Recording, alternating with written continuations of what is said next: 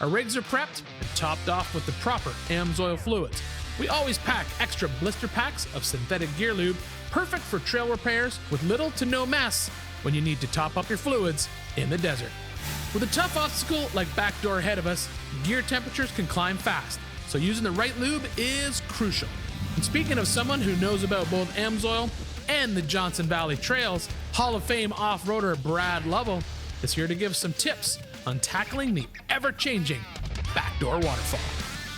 You do understand this as well, don't you? Yeah, absolutely. We've gone up in the race, we've come down it in the race, and there's always drama. Are you driving or is your son driving? Well, I think I'm going to give my son Adam a shot at it this year and see what he can do. The good news is there's like 2 feet of sand in the hole that's normally here. Yeah, I think the bad news is it gets dug out pretty quick with your 42s. I'll try not to. I promised everybody I'm going to try not to dig it out too hard. So since you've been on it so often, what's the level line? Well, the level line during the race is winch it. But Yeah. when we're out here having fun, I think the idea is get your driver's side tire kind of in the crack, skirt around this boulder here, and crawl the front up, slap the rear end, and then, you know, if it starts coming around to the left, get off the throttle, back down before bad things happen. Try it again, because we don't want to be this way. We want to be this way. Right. All right. Yeah, and if we go over here, you know, it's not that bad. Maybe you can back off, but it's pretty much a one-shot, slap the rear end, and go. Yeah, it's going to be a one-shot, make it or don't make it. Yeah.